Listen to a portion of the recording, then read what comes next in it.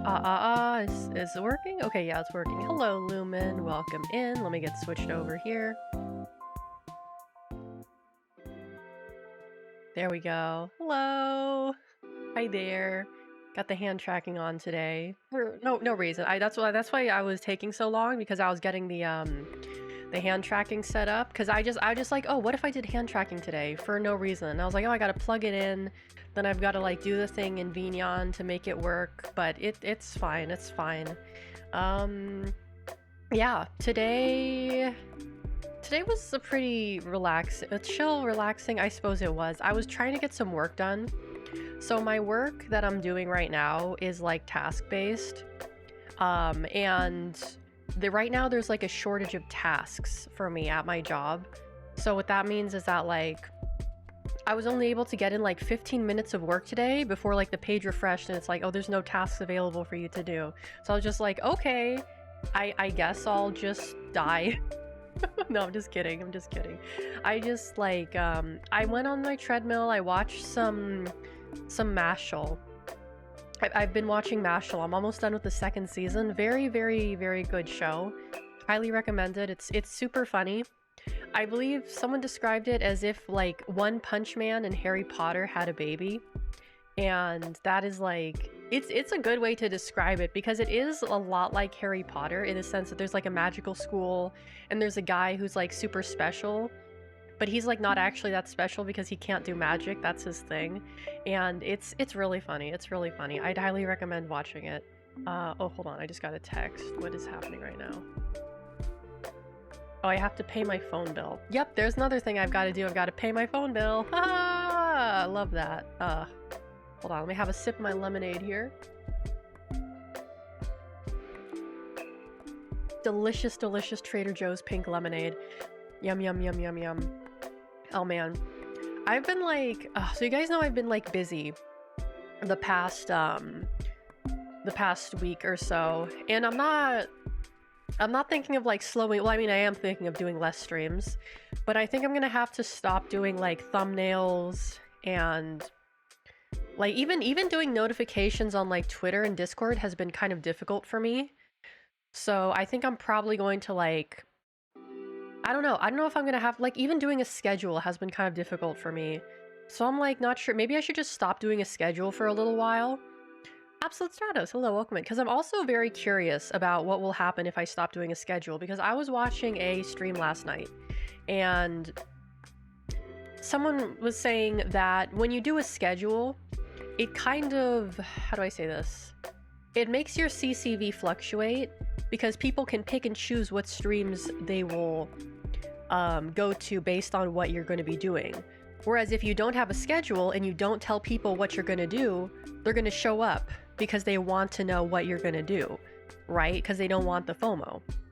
So I'm thinking maybe I should stop doing a schedule for a little while to see if that I can improve my CCV that way. Because I gotta be real with you, it's since the beginning of this year, it's been going down, and I'm not really sure what to do about that. It's been causing me some stress for the past like week and a half. And I know, like, it's just part of growing. It's part of being a content creator. You fluctuate, things are in flux and out of flux, and but it's like, it's really giving me the brainworms. It's really making me feel Menhera. And oh, Lottie, hello, welcome in. And so I'm really grateful for you guys who do show up to my stream. Like intensely grateful for every single one of you who shows up, especially right now, because like I've just been feeling like in the shitter a little bit mentally, because like, you know, like I just said, my numbers have been going down, and I know it's not going to be like that forever, but I'm kind of like, ugh, like what am I doing wrong? What am I doing wrong? Like how do I fix this? I was doing so fucking well. I was doing so fucking well, like up until like New Year's, and like even like a little bit into January, and then things kind of started to fall apart. I do like schedules because I can plan around it personally. Yeah, I mean, I understand that schedules are convenient for that. I don't really plan on changing my stream times too much. I'm still gonna be doing like 6, you know, I'm probably gonna be pushing them back to 6:30, to be honest with you, because I've been waking up late very late this week, and it hasn't really been giving me enough time to like get all my work done and get my schoolwork done. So I'm probably going to switch it around to 6:30. Please don't tell me you're Austrian. What? What? Fake creepypasta fan. Hello, welcome in. So that's something I'm probably gonna do. I also might oh, I mean, no, I don't go to art school anymore. I dropped out of art school. I dropped out of art school because it was making me want to kill myself. I'll get into that. I've done a stream on it before. You can go to my YouTube VODs and look up my art school experience stream if you want to. But I am no longer in art school, nor do I ever plan on going back, because drawing like genuinely makes me unhappy now. It's gonna be so hard for me to keep the tone of the stream light. It's gonna be so hard for me to do that, because whenever I look at these drawings, I'm just like, oh, I hated this one. Oh, I got a really bad grade on this one. Oh, my teacher fucking hated me for this one. Like, oh, like, I'm gonna try my best, but a lot of this stuff is kind of like looking back at a point in my life where I was deeply, deeply unhappy. And so, yeah, it's like some days I do regret spending my time in an art school, but we'll get into that. But to give you guys a bit of background, I was in art school for like a year and a half, 2 years. My first year was great. My first year was fantastic. Really good. Then I got into my second year, which I was very excited to do so, because I was very much focused on like what I wanted to do, which was be a fashion designer. That's what I wanted to do. I was like, I'm gonna get a cushy job at a fashion, like a company doing patterns or doing flats or doing something, and I'm gonna get a nice salary, and I'm gonna live in a nice apartment in the city, and I'm gonna eat out every single night. That was my dream. And then one day I woke up and I was like, I don't want to do this anymore. Like, this is not what I want to do. I want to drive out. I want to live in a house isolated in the middle of the desert. That's what I wanted to fucking do, because I hated everyone around me, and I wanted to be away from everyone so badly. And then it just kind of like, there was also some things that happened that made me like more stress on me. I was having some issues with a specific classmate. That's a whole nother story. But this is basically like, it's not all of my work. Like, actually, like, there's a very limited amount of things that I could show you, because like a lot of it has my name on it, or has like identifying, no, it's not the Smash player. It was a guy that led me on. Anyway, that's a story for another day. The Smash player was the first year. This dude was the second year. But anyway, what was I gonna say? I got distracted. Hold on, I need to gather my thoughts. But I picked out the stuff that I think is the best, or at least the most representative of what I was working on or what I wanted to do. So a lot of it is going to be sketches. A lot of it, I'm like, you probably aren't going to understand the stuff that I'm going to be showing you.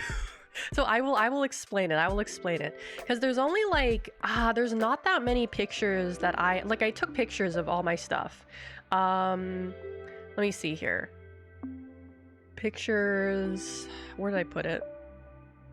There's like 1, 2, 3, 4, 5, 6, 7, 8. Like maybe 30 or so things. Inigo, hello, welcome in. But I'll try to go through them slowly so I can take as much time as possible.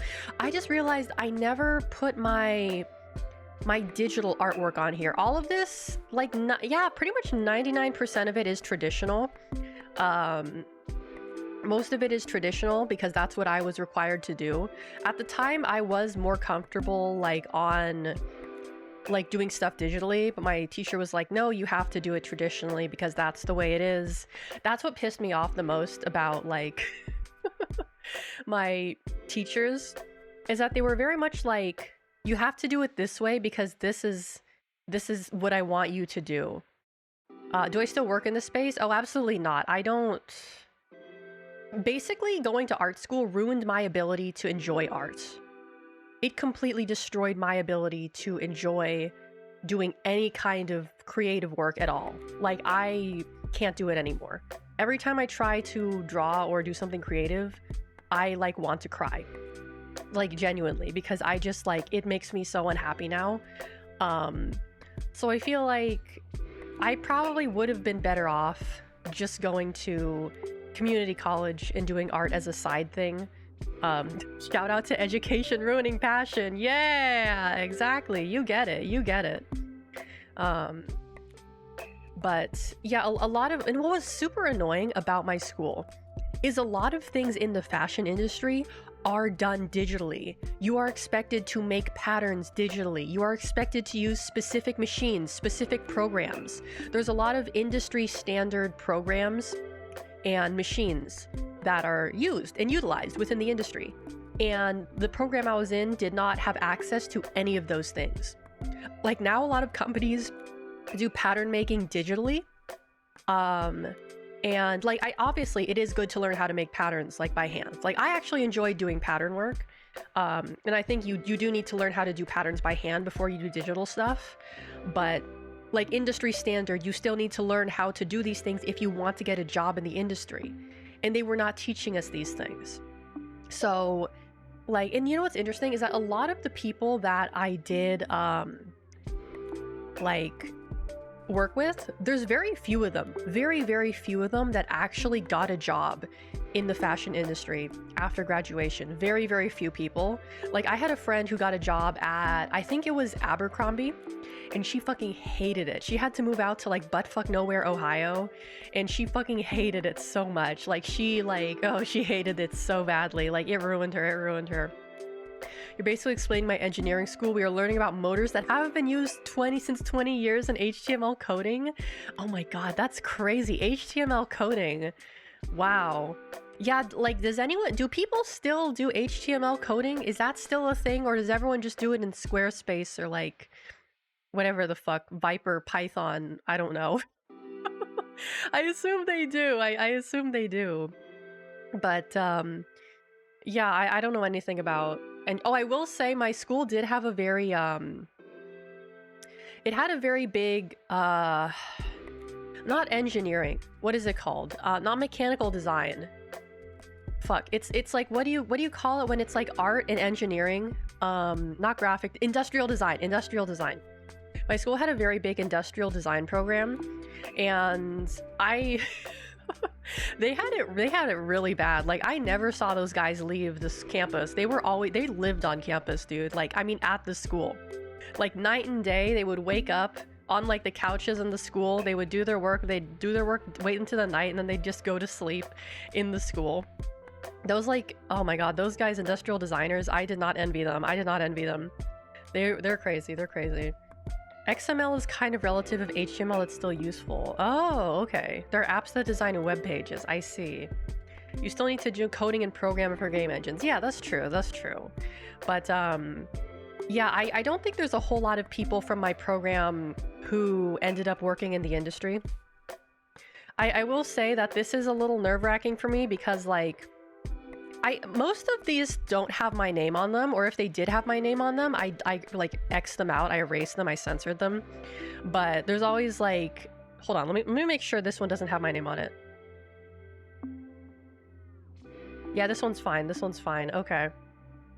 But like, the only people who would recognize any of these are people who had like been in my class.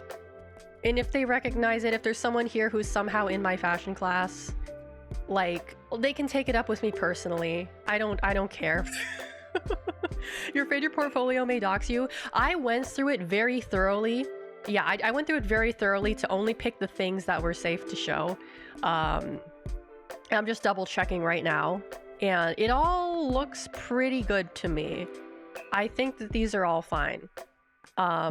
Yeah. But, hope you can learn to do art stuff again. Yeah, it's lost to me. It's been a really long time. I like once in a blue moon.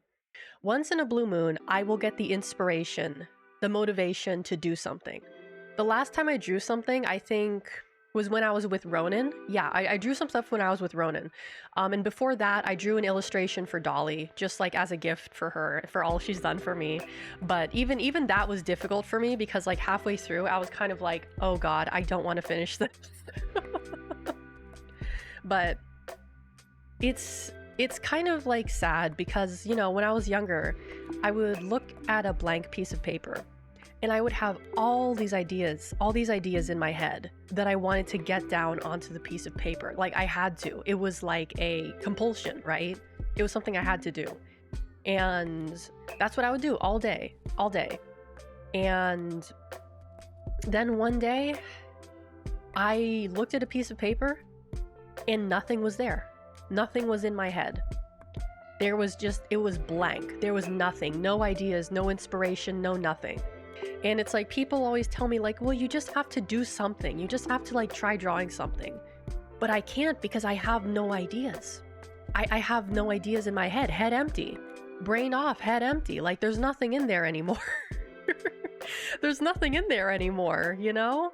And I have been trying for a long time to get that kind of going again, but so far nothing has really like, yeah, it's just not there anymore. It's just not there anymore. Like if it does happen, it happens once in a blue moon, like a lightning strike in like, you know, like a lightning strike, a 1 in a million type of thing.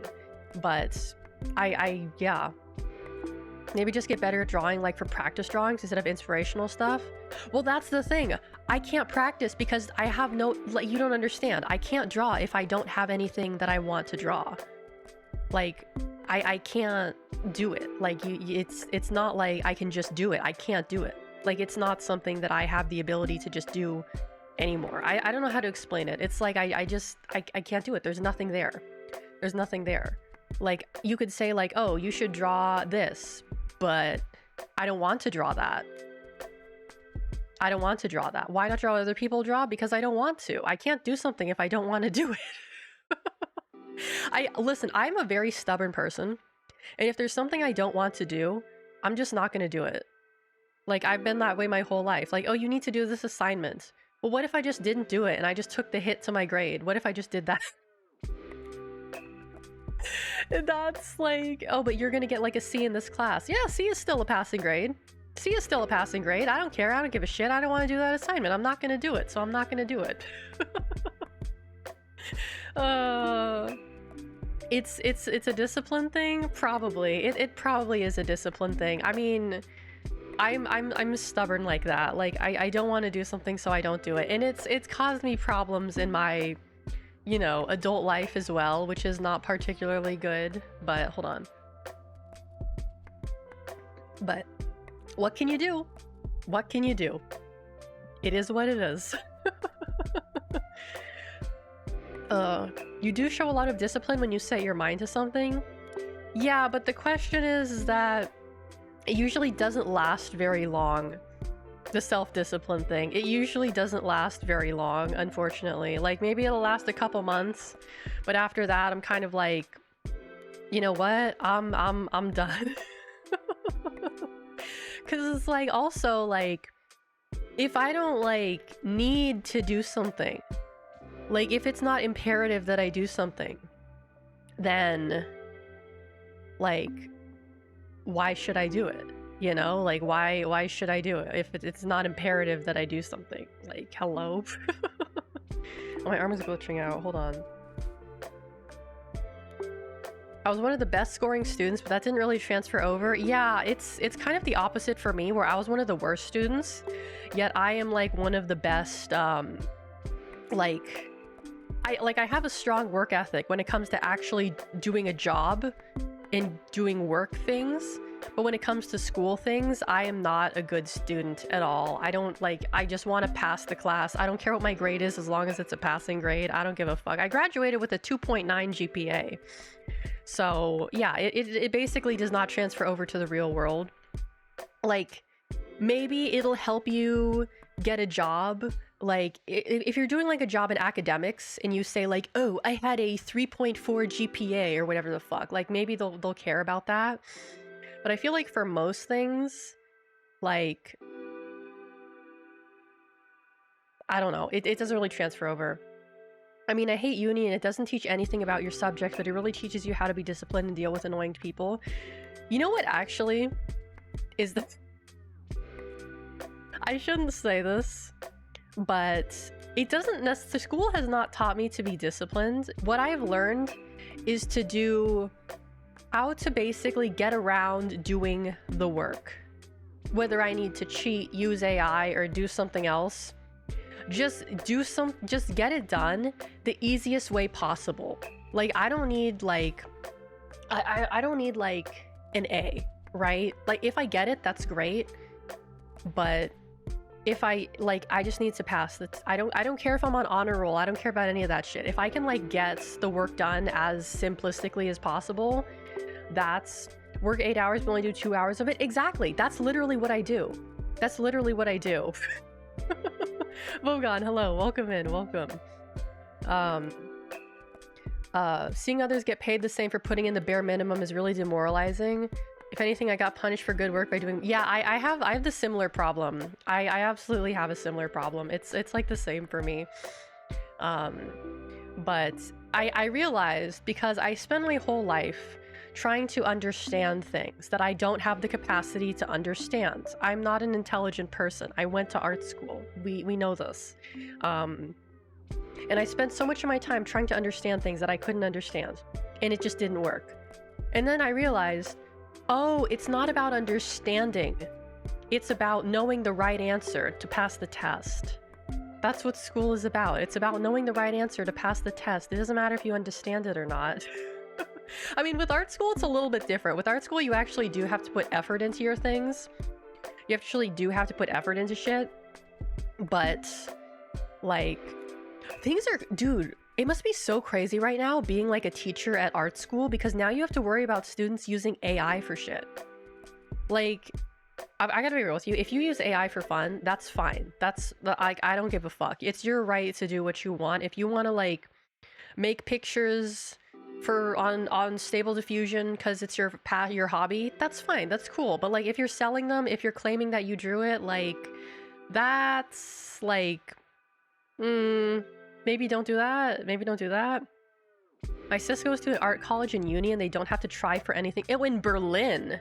Ooh, Berlin. But because, like, things are crazy now. Like, I have seen, like, a lot of videos go around of, like, actual artists who get, like, I gotta be real with you, the AI witch hunt thing is stupid. It's fucking stupid. It's idiotic. Like, I've seen actual artists get, like, witch hunted by people who are like, oh, this person is actually using AI.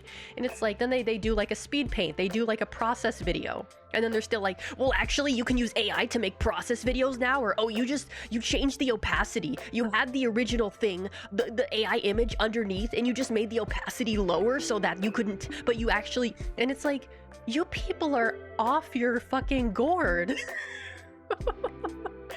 You people are off your fucking gourd. Calm the fuck down. Like, why? Like I said, it's one thing if someone is selling it or claiming to do something that they actually didn't do. Like, I've seen videos of like AI art in artist alleys get taken down. But if it's just for fun, why do you care so much? If it's not hurting anyone, why do you care? Everything's... Yeah, exactly. Everything's fake. Everything's fake anyway. Like the art community on, like, Twitter and TikTok and Instagram is fucking crazy. Like, I don't fuck with that shit. Those bitches are crazy. Those bitches are fucking crazy. I'm glad I don't have to, like, deal with those people because, oh boy. Like... They're like, you use the jelly art style, which is actually a bad thing. And it's like, what are you people talking about? What is it now? Why? Don't you have homework to do? Don't you have, like, you're obviously too young to have a job. Please get a hobby, do your homework, read a book, watch a movie. Why are you witch hunting people on the internet? It's crazy shit, dude. It's fucking crazy shit. Like, Just leave people the fuck alone, dude. Like, quit being a little bitch and like leave people the fuck alone. Like, why are you like this? Why are you like this? Oh my god. And they're always like, you know, sorry, I'm just wiping my nose right now. Why is my, okay, please don't detect. Sorry, I was just wiping my nose. Validation? Yeah, it's probably validation. That's like a big part of it. I don't know. Just the whole like artist witch hunt culture is so like, I'm not even gonna say it's toxic. It's just straight up stupid. Dustin, hello, welcome in.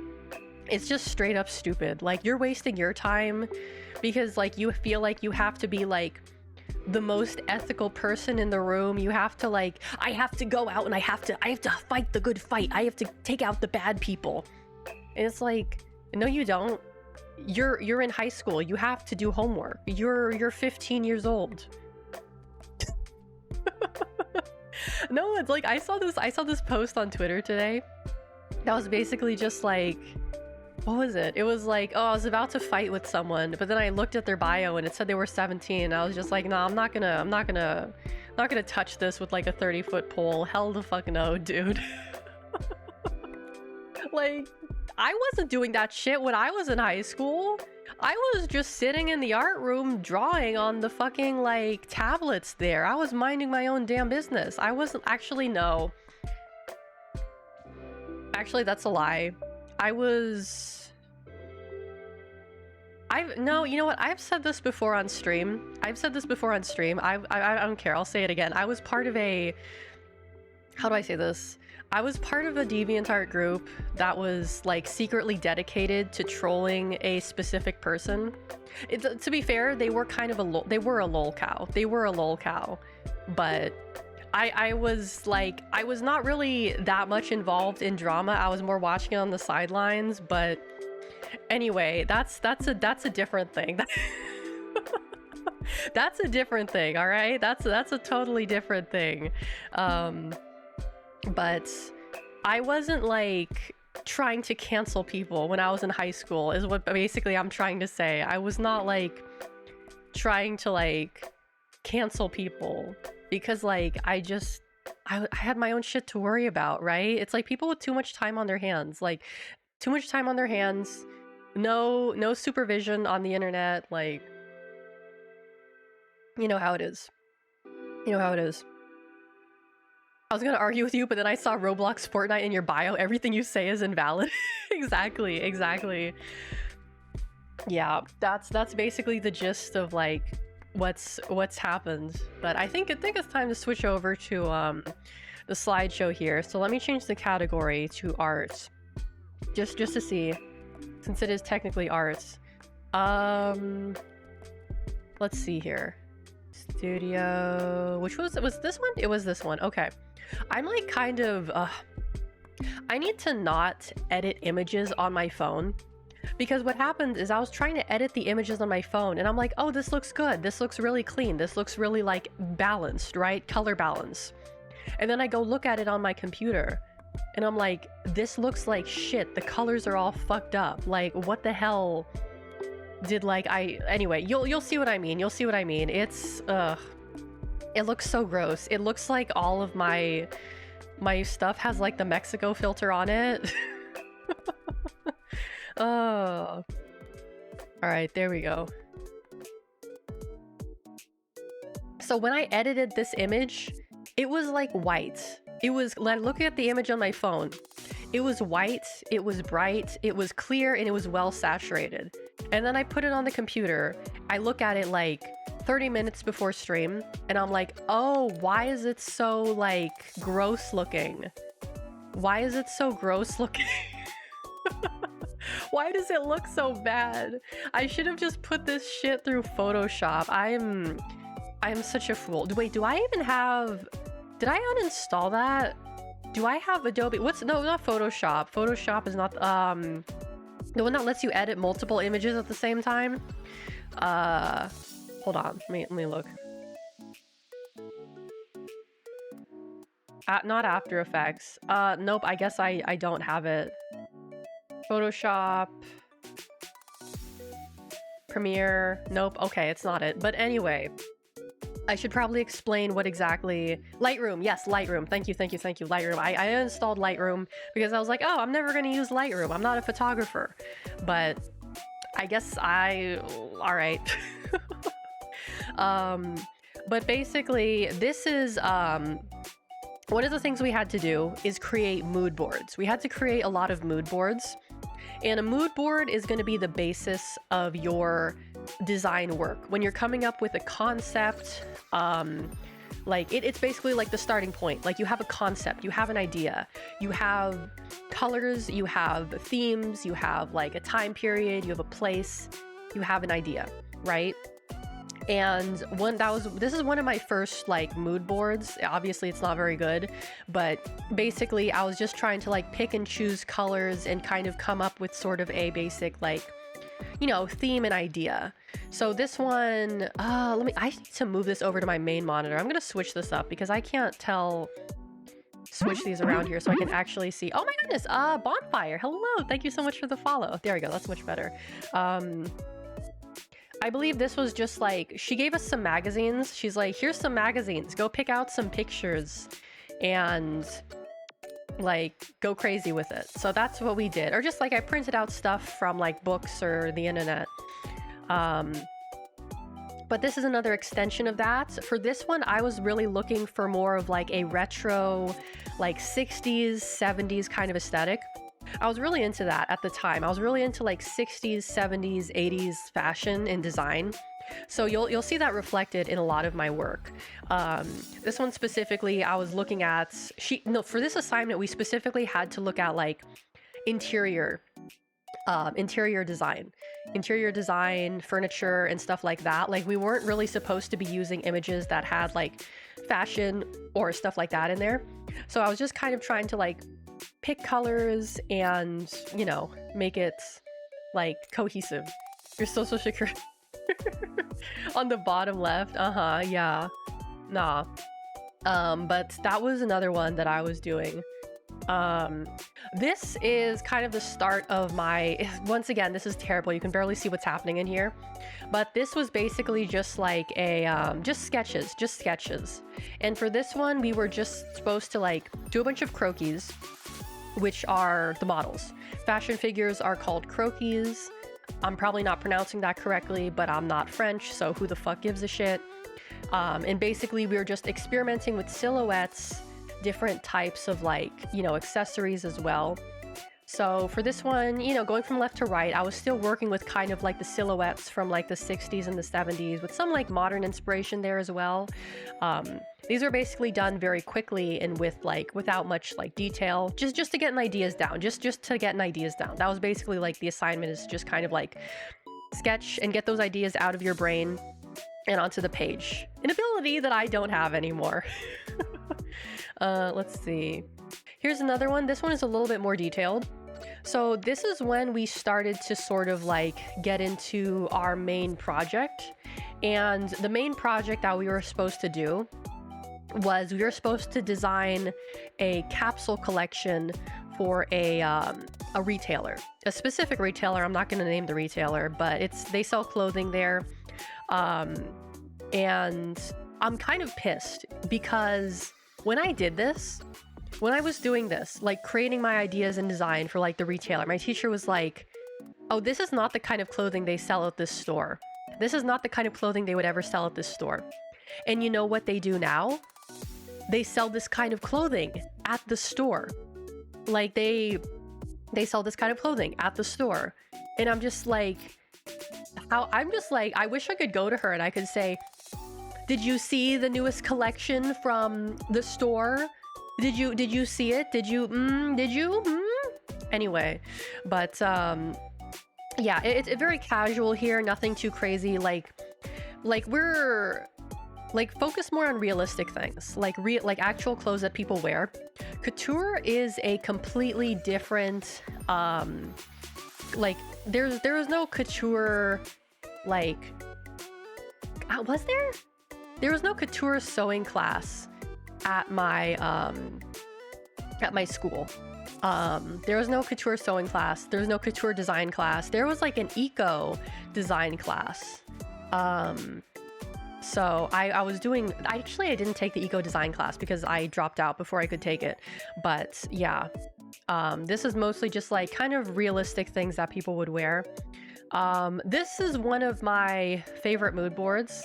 It's not the best one I've done. Again, this was when I was first learning how to do mood boards. This one I was really going for that kind of like 70s aesthetic.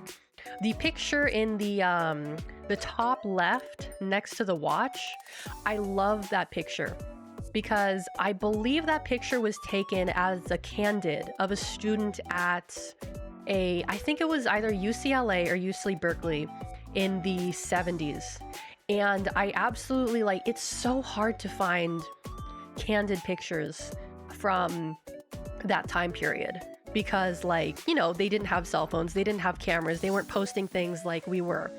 So whenever I can find a picture like that of what people actually wore during the time, you know, not what they wore on TV or what they wore in the movies or what they wore in the magazines, like what they actually wore, that's what I really, really liked. I love this image. It's one of my favorites because it's just so, it's so natural. It's so natural. Ronan, hello, welcome in. I'm glad you could make it.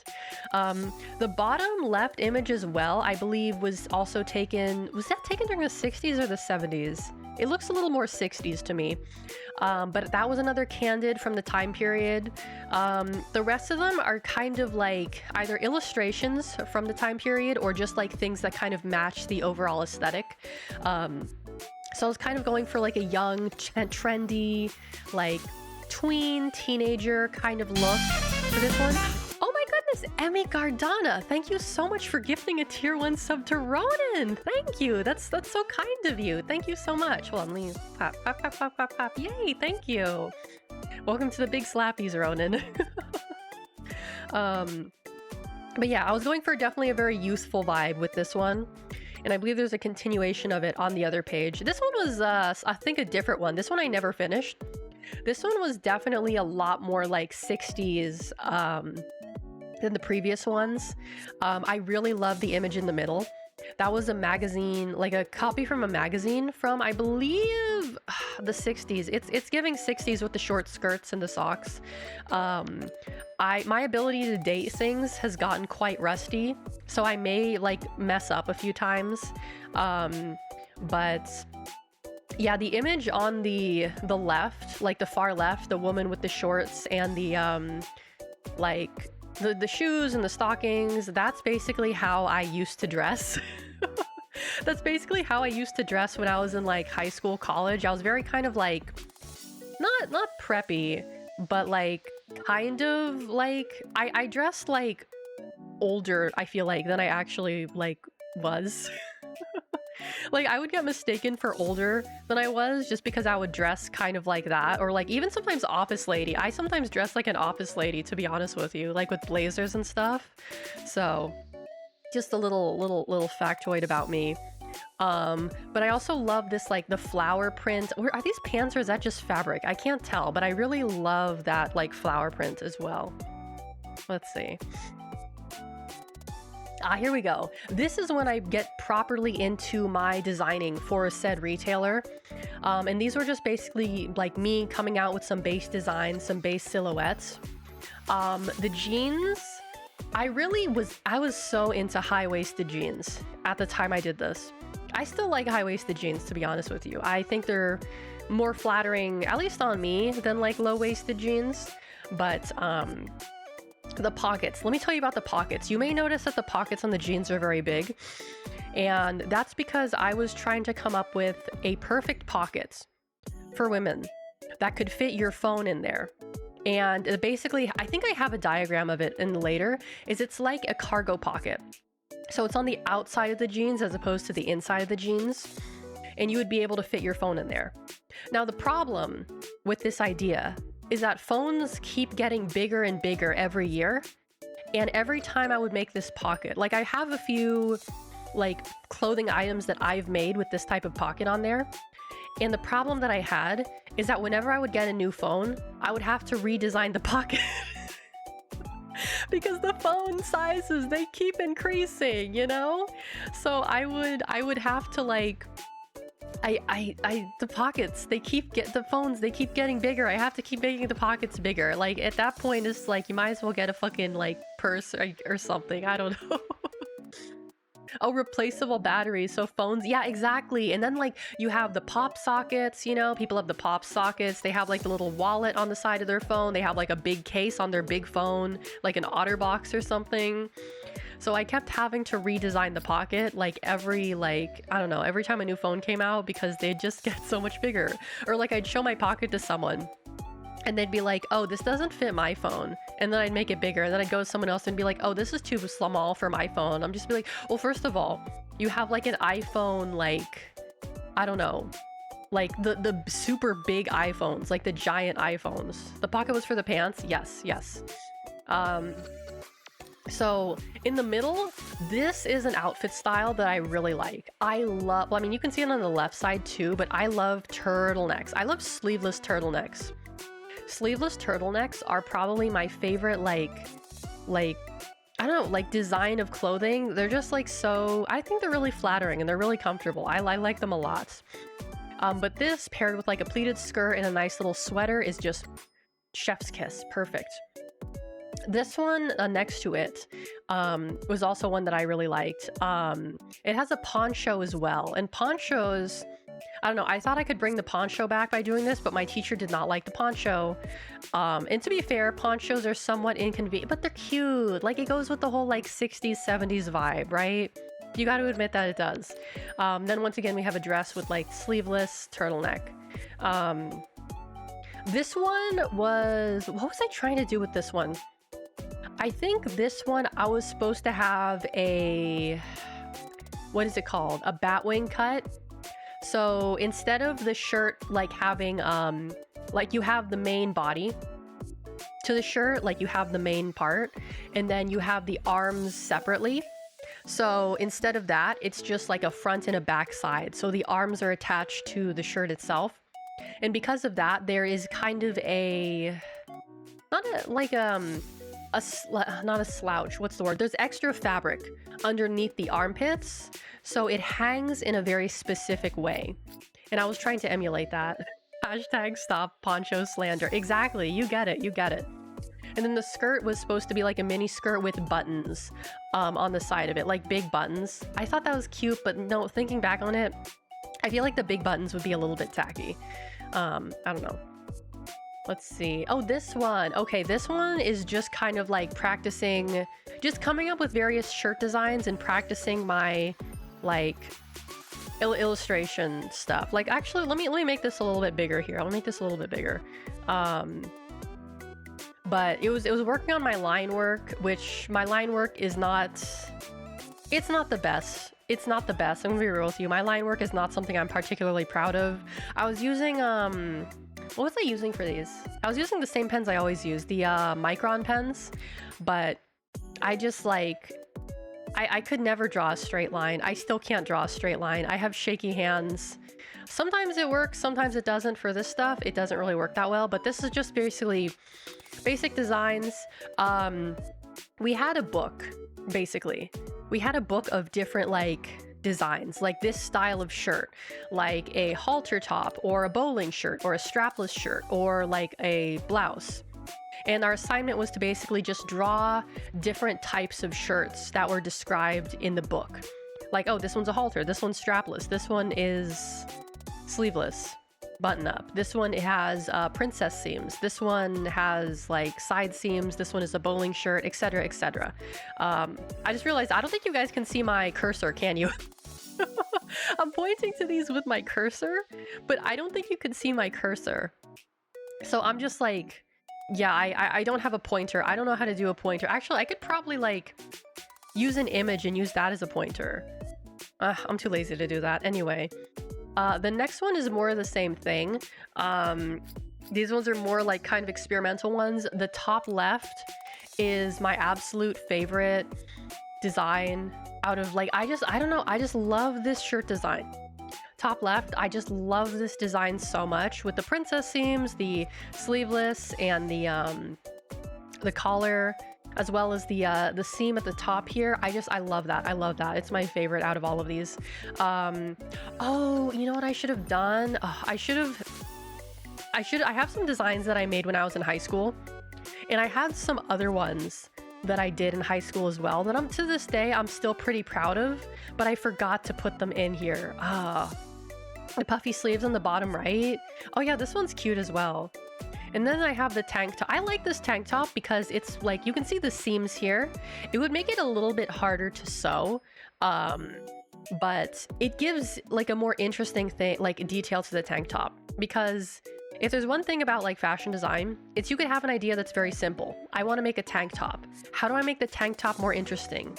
You could either use a brightly or patterned fabric with like a unique design on it, or alternatively, you could cut, like make the pattern and make it have seams in very specific places that like make it like more interesting. So you can see like the lines on the middle right one, how there's one going across the top and there's the two coming from the side.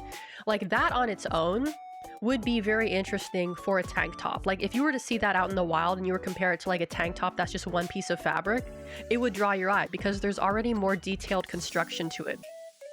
And I would say I was a pattern bitch, but I was also a construction bitch in that I like things with very interesting construction. The same thing with the one in the middle. You see those elbow seams at the top, I mean in the middle, the elbow seams here. That's another aspect of construction that would be interesting. Or the top middle one as well. You see the seams on the sides and the ones at the top. So originally only the middle part of this design was supposed to be a solid fabric, and the pieces at the side and the top were supposed to be like a transparent like mesh or a sheer fabric as well. So there's a lot of different ways you can do to make a basic piece of clothing more interesting. It doesn't have to be like, you know, a bright design or pattern or anything. You can use construction to make clothing more interesting. Let's see, what else do we have here? What? No, wait, are you actually doing this to me right now? Are you actually doing this to me right now? Oh my fucking god. Okay, I need to... Why are all the images not in here? Why are all the images not in here? Hold on. What is happening right now? Okay. Let me add directory. Let's try this. Why does it always do this? Okay. Let me see if this works now. No. Okay, it doesn't work. All right. Give me a minute to fix this. So... The slideshow function on OBS kind of fucking sucks. So give me a moment to like fix this real fast. Let's see here. Add files. Believe we were on here. Let's add these in. Oh, there we go. Okay. I think this should work now. There we go. Okay. Excellent. Alrighty. So this one, let me make sure it's working correctly. Oh, you've got to be kidding me. Okay. All right, I know what I have to do. The OBS slideshow function sucks ass, and I should have realized this after doing an OBS slideshow for like the third time. So I'm gonna have to like do a quick pause every time I get to the end of a set of slides and like put in the new slides, because for some reason it only takes a certain number of slides. Anyway, this was more focused on pants. So specifically different types of pants. It's like the same exercise we were doing before with the shirts, but it was focusing on different types of pants. So, you know, I did a basic trouser, I did a culotte, I did a basic jean, I did a slack.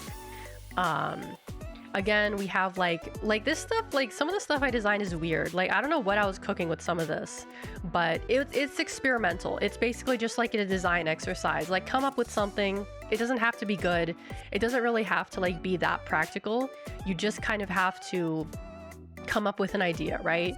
The shorts, I do like. I've seen shorts like that before with the little detail on the fly where it's like a, not like a, like, how do I say this? Not like a tie, but just like a fake tie. What's a Jamaica? Jamaica is a type of shorts. You should look it up if you want to know more about that. But there's basically like a lot of different types of like stuff that I haven't heard about. Like you didn't know what a Jamaica short was. I didn't even know what a Jamaica short was. I didn't even know what the hell a Jamaica short is now. Let me Google it real fast to see if that's like actually a thing. Jamaica, like, cause that's okay. I googled Jamaica short and all I get is shorts that say Jamaica on them. I'm not even joking. I googled Jamaica short and I just get shorts that say Jamaica or with the Jamaican flag on them. This was in my textbook. What the hell is a Jamaica? Wait, I wrote Jamaica. Wait, what do you mean? Are you telling me I spelled it wrong?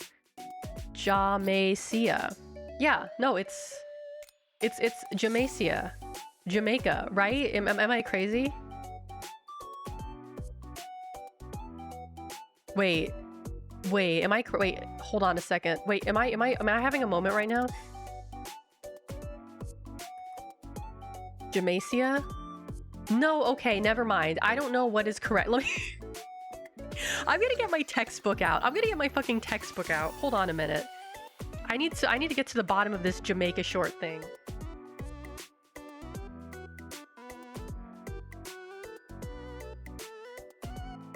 All right. Okay, I got it right here. 5th edition pattern making for fashion design by Pearson. Let me go to the wait, Ronan, hold on. Ronan in the Discord. What did she post? Oh, simplicity. Oh, excellent. Wait, what is this? Yes, Jamaica shorts. That's it exactly. Thank you, Ronan. Thank you. It is real. It's real. The Jamaica shorts are real. I guess it's not something they sell anymore, but it's basically a style of shorts. Let me, can I show it? Hold on a second. Let me save the picture and show you guys. Does it say Jamaica on there? Okay, no, but it's a Simplicity 1968, from 1968 pattern that says Jamaica shorts. But basically, what makes the Jamaica shorts different is the length. The length makes them different, as opposed to like the hot pants, which is like right below your butt. The Jamaica shorts are more like a little bit above the mid-thigh. I would say the inseam is about 5 to 6 inches or so, from what I can remember. Let me look at my textbook. Let me see the. Do I have the appendix here? Hold on. Do I have trouser? What is this? Start manipulation, skirts, sleeves, shirts, pants. Okay, it would probably be in pants then. Let me see here. Page 650. Hold on. I'm gonna get to the bottom of this. Okay. Jeans foundation, pant analysis, pant derivatives.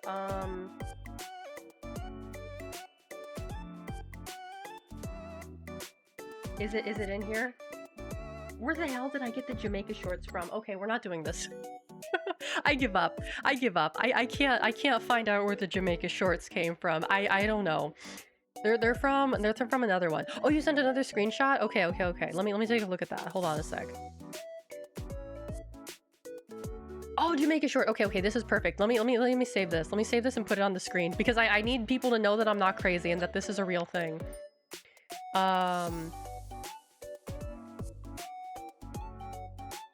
Okay. And image. Where did I put it? Here it is. Okay. Here it is. As you can see right here, Jamaica shorts.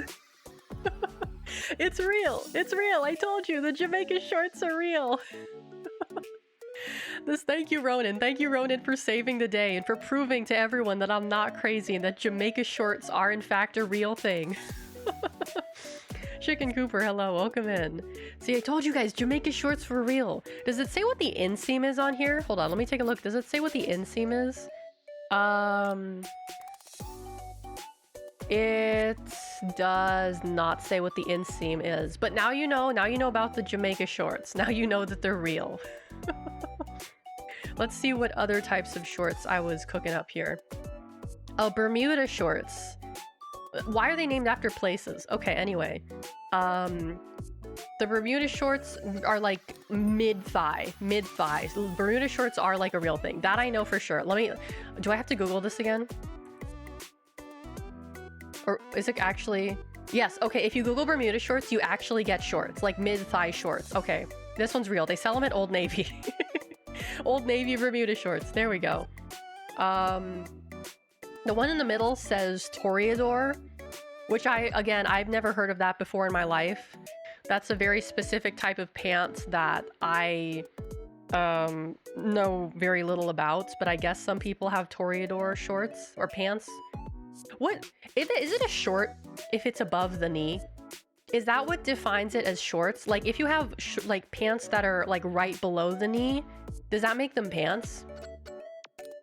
Or is it like, okay, because I feel like if it's above the knee, that makes it a short. That means bullfighter, Toreador, really? I don't know. That's just what the book said. Because I think what it means, I think they're doing it based on length and cut.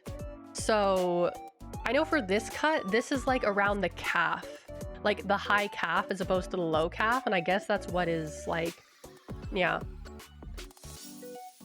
Cargo shorts are still shorts. I mean, I guess it also depends on your height, because if you're really short, then like a big pair of cargo shorts would be like below your knees. But if you're really tall, a pair of cargo shorts might be like above the knee. So I guess it also depends on like your height too, really. Then we have the capris on the right, and that was just like a straight cut pant. This is when shit really started to get weird.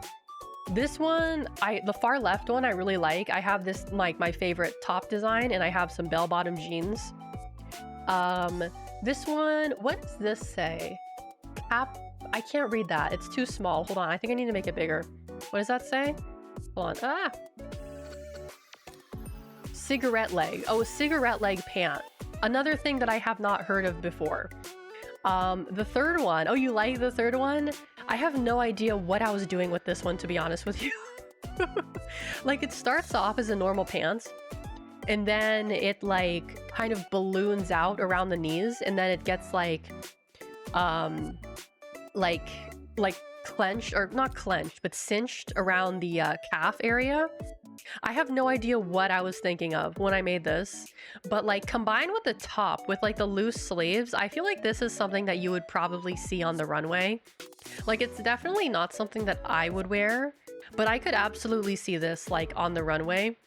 Number 4 is a paper bag waist, which is probably like one of my least favorite pant designs on the planet.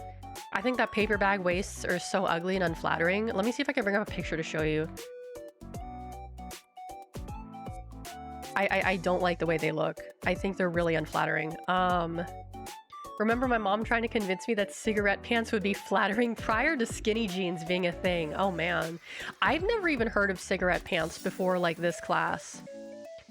Let's see. Is there like a good bad picture of like paper bag pants? Oh yeah, this is one. These $25 paper bag pants have 7,000 Amazon reviews.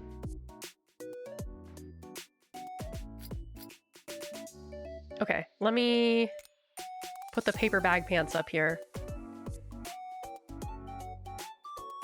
There we go. These are paper bag pants. I do not like the way they look at all. I think that they're very unflattering and they're very ugly. Especially like when they're kind of below the waist like that. Like, it's just not cute. I don't know. I just don't like paper bag waist pants. I think they're really ugly. I think they're absolutely hideous, to be honest with you. And like with these shoes, it's not a cute look. It's not a cute look. I don't know. I don't like them. That's my fashion opinion for you. That's my fashion opinion. Like, I feel like if you have a very, very specific body type, it could probably work for you, but I don't think it's something that can work for most people. I do not think it's something that could work for most people at all. Like, maybe if you're like have a really like tiny waist and really big hips, it would work for you. But if you're like straight up and down, like, I don't think it's flattering on you. The lace isn't helping them either. Yeah, it's definitely something you have to have a very specific body type for. Yeah, if you got a fat ass, exactly. Yeah, if you have the body type that makes paper bag pants look good, then you can make anything look good. Most likely, yeah. But I like, I don't know why, but I was like, oh yeah, I think I was trying to make this as ugly as possible. Like, let's do the paper bag waist with like the poofy shorts. Like, it literally looks like she's wearing a garbage bag. It literally looks like she's wearing a garbage bag on the far right, doesn't it? Like, the poofy pants and just like the cinched waist and the paper bag, it looks like she's wearing a paper bag. Didn't the runway show actually do that? Probably. It wouldn't surprise me. Nothing would surprise me at this point. Oh, let's see. Oh, we have more interesting stuff here. So this is another weird one that I don't know what I was cooking with, but I kind of had like poofy pants again, but with a cargo pocket. I really like the waist though. The waist detail with like the cinched waist, I think that's cool as heck. The second one, oh, you like the second one? The second one I like as well. It's very like, I don't know, it's kind of like the top is kind of like anime warrior, but the bottom is very like flowy and almost like, not like kung fu like, but it's, I don't know, I do like this look too. It's really interesting. This one, the third one, I don't know why I made her hips so big. I think that was a feature of the pants. I think it was supposed to be like loose, but I don't know why. It makes her look like she has a BBL. 3 can only be pulled off by a certain body type. Yeah, it was supposed to be like a jumpsuit. I don't think it was supposed, her legs were supposed to be this like big. I think the pants, like the pants of the bodysuit were supposed to be like puffy, but somehow it just made her look like she has like gigantic, massive Chun-Li thighs. I could see the second one for an awards show outfit. Ooh, now you're cooking, Ronan. Now you're cooking. Now you're cooking. We should start a fashion line together. That's what we should do. Oh man. And then this one, this was supposed to be like stirrup pants. Like you can see at the bottom, there's, I mean, the far right one, there's like a little stirrup there, but it looks like, I don't know, like the top is giving kind of like sailor boy vibes, and the pants are also kind of not helping with that. The stirrup is like when I see this, I see like, oh, this is like, you know, well, maybe you don't know, but like sometimes like the like military sailors, what do they call the military sailors in the navy, like it looks like a navy uniform kind of. Thought it was a low-cut hoodie. Maybe it was originally, actually, was it supposed to be a hoodie? Maybe it was supposed to be a hoodie. I don't know. For me, I see like navy sailor. It's giving navy sailor to me, at least.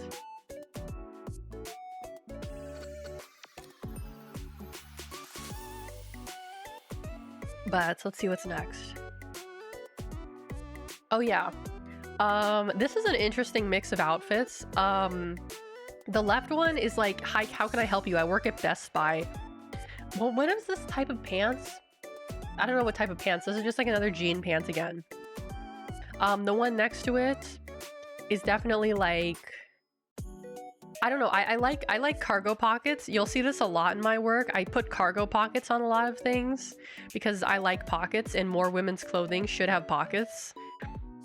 But third one, oh, are these the poopy pants? I think these are the poopy pants. You know, like the drop crotch pants that make you look like you've shat yourself? I think that's what I had to do for this one. The fourth one is probably like the most creative, like, one that I've done. This one is definitely like cooked as hell. Do I watch the fashion competition? I used to watch Project Runway, but like I don't anymore. I'm not really so much into fashion anymore, to be honest with you. Like, I can appreciate it, but it's not really something I have a lot of, like, I don't have a passion for fashion anymore. I just don't. It went away with my passion for drawing, you know? They kind of disappeared at the same time. Is Project Runway the one that has drag queens as judges? No, that's RuPaul's Drag Race. That's a RuPaul's Drag Race. Excuse me, RuPaul's Drag Race. That's a completely different show. Similar in theme, but kind of not really. I don't know. I suppose all fashion designers are drag queens in a way. I think they probably had drag queens on Project Runway before, but I don't really remember. I just like looking at this like pant design on the far right, and I'm just like wondering, how does this work? Oh, is that okay? So I think the way this works is like the flap that's going over the crotch is just a flap, and there's a fly underneath that, like a zipper underneath that. So it's basically covering up the fly. Okay, that makes sense. That makes sense. Is the cut on the inside a different material of the cap? Oh, good question. It could be, but for the sake of the overall pant, because the pant design itself is very busy, it already has a lot going on in terms of the construction. I feel like it would be better to keep the inside material the same and let the construction speak on its own. Because yeah, it's just the seam. Because once you start like mixing materials and mixing cuts, that's when you can get a little bit like you can overdo it. Like, you can either have really interesting materials, really interesting patterns, or really interesting construction. You can sort of mix them, but you have to be very, very careful when mixing them, because you might overdo it. Like, if the inside material were to be like, actually, you know, I can actually see that working. Like a lace material, that could potentially work, but given what we have going on at the waist, that might be a little bit too busy. Because if I just have the pant in one material, one color, it stands out on its own for construction if it was constructed very well. If it was constructed very poorly, then I would do a print that could cover up the mistakes of the construction. Like, you see that sometimes with like stuff on like Shein and stuff, like stuff that has a really bright and colorful print, but it kind of is only there to make up for the fact that the construction is really not like that good. You know, fun tip, if you are not like confident in your construction or your ability to sew straight seams, just use a really busy print. Because that will mostly, depending on the print, will cover up like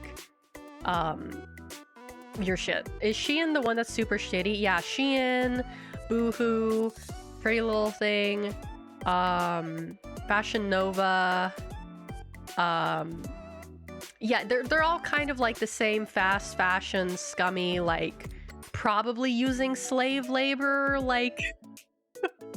You know, the jury's still kind of out on that, but it's fair to say that they're probably not like the most ethical companies. You know what's fucking crazy is that I wanted to be a designer for H&M, which is also a fast fashion company, and then I realized like how fucking shitty that would be, and I was kind of like, oh. But yeah, I mean, I like not to like sound pretentious or anything, but I really do try to avoid buying clothes from like fast fashion brands or like from retailers that don't have very good sustainability as much as possible. I try to avoid buying like new clothes in general, to be honest with you. I mean, like, there's certain things that I will not buy used, like, you know, underwear or socks, for an example. Like, yeah, I'll buy underwear from Target. I'll buy underwear from Uniqlo. Like, I don't care. It's underwear. Like, you can't buy used underwear. That's weird as fuck. Like, that's creepy. What the fuck? I mean, I know there's some people who do that, but I'm not one of those people.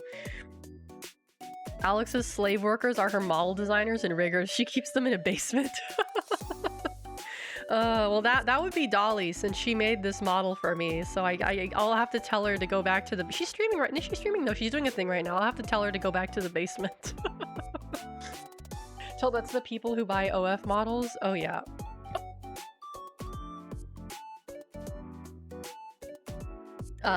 But yeah, I generally like don't buy clothes very much anymore because like honestly a lot of the time what'll happen, and I have this problem where I'll buy something and I'll be like, oh, this is super cute, I love this, I would definitely wear this, and then I get home and I realize I have nothing to wear this with. This doesn't look good on me, and nothing that I own looks good with this.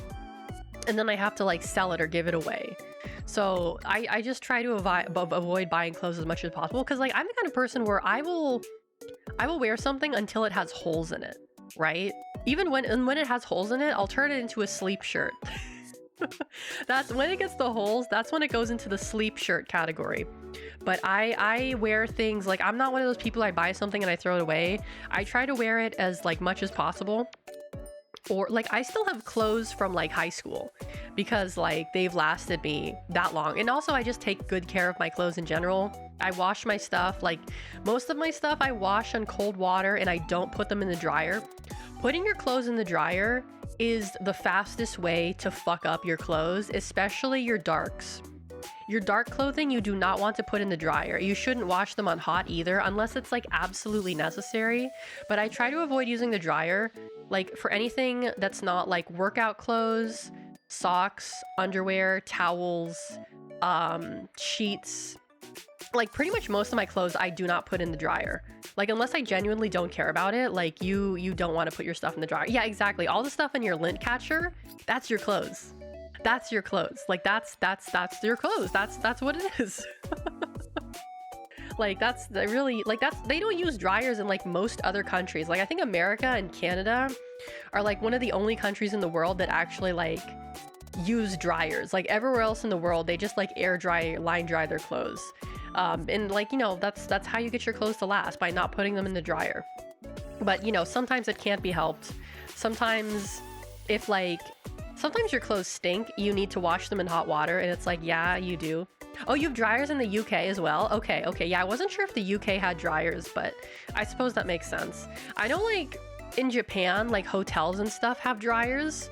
Like my apartment had a washing machine that also had a drying function, but the drying function was really fucking shitty. And it would dry your clothes about like halfway, which I suppose was kind of the point.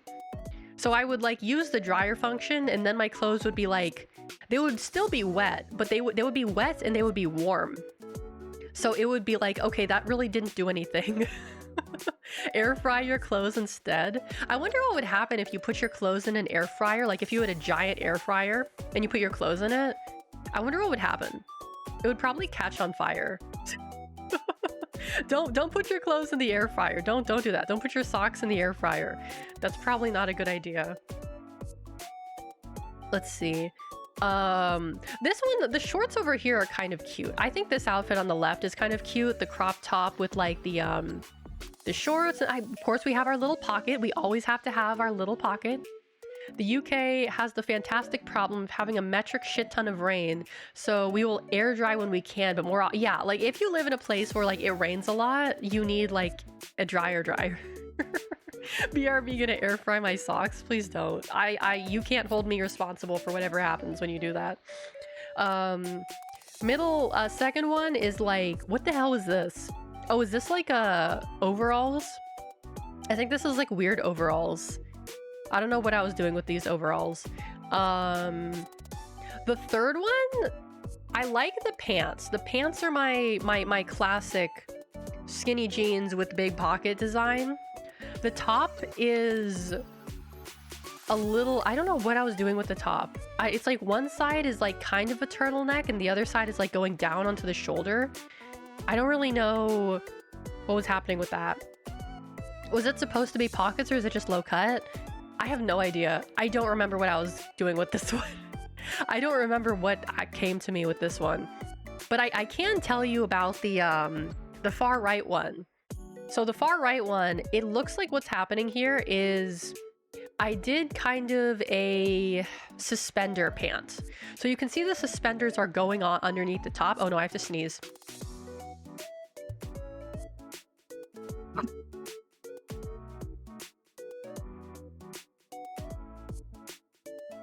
God, I forgot to mute on the first one. I'm sorry. Oh, thank you. But what's happening here is this is a high-low top. This was another thing that I was kind of obsessed with at the time, is like the top. So the front of the shirt is like one length, and the back of the shirt is like longer than the front of the shirt. You see what I'm getting at here? I don't know why, I just thought it was really cool. But that's what's happening with this one right here. And on the pants, we have the same thing. We have like the inner seam cut out as well. I still think that's a good design, the inner seam cutout. I don't actually know how well that would work on a pant though. Actually, if you do it in a specific way, it would probably be fine. But when you make clothing, I'm gonna go into like pattern making and like cutting clothes for a second. Every piece of like fabric has this thing called, well, actually no, not every piece of fabric. If it's like vinyl or plastic, then it doesn't. But almost every piece of fabric has this thing called the grain. And the grain is basically like the weave of the fabric, because fabric is woven, right? It's woven pieces of like string, I guess. It's woven. Most fabric that's woven anyway. And when you cut fabric, you can, most of the time you have to cut it on the grain. Meaning that if you have a pattern, you have to cut the pattern in a very specific way. So that, because, how do I explain this? For example, fabric is about the drape, the way the fabric hangs, the way it clings to your body. So if you have a pattern and you cut it like, it says to cut it on the grain, but if you cut it against the grain, it's not going to fit the correct way. Because also another thing about the grain of the fabric is that it stretches. It stretches or it doesn't stretch. And sometimes like it'll stretch lengthwise, but it won't stretch widthwise or vice versa. So when you cut it in a way that's kind of like against you cut it the way you're not supposed to, it will not fit properly, it will not stretch properly, and it will hang very, very strangely on the body. And I have made this mistake many a times, and I've had to completely restart projects because of it, because I just was like, oh, this is the grain. And then I go and look and I'm like, oh, I cut it completely the opposite way. So like meat, I guess I've never cut meat before. I don't touch meat, so I wouldn't know.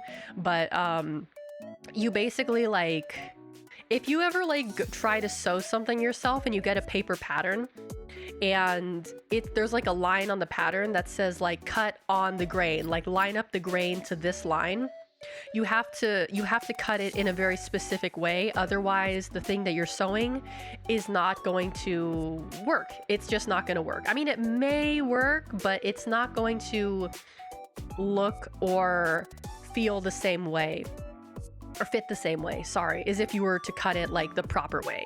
So cutting things on the grain is very, very important. And that's just one thing I was thinking of when I was looking at the far right one with like the seams on the inside of the pants. But I think if you cut it like in accordance with the grain, it should be fine. It should be fine. Because if you cut it against the grain, it would absolutely not work. It would not work at all. Let's see. Oh, yes, this one. Okay, here we go. So these are two of my favorite designs here, the left and the right. So the far left one is a design that you will see again. You will see it again at the very end. But this was like a suit set. So we have like a suit, a nicely tailored suit. And we have some kind of like flared pants as well. Again, I think like a suit and like flared pants is like, I don't know. I think it's a really cool look. The middle left is kind of more of just like a very simple summer look. And the middle right is kind of a jumpsuit, like a one piece, if you will. Something you would wear perhaps on vacation. I don't like jumpsuits. I don't like jumpsuits because when you have to like take a piss, you have to like basically like take your top off, and that feels weird and I don't like it. But some people do. Some people do. Jumpsuits can be cute. They're just not fun to do bathroom stuff with. But the fourth one is one of my favorite designs.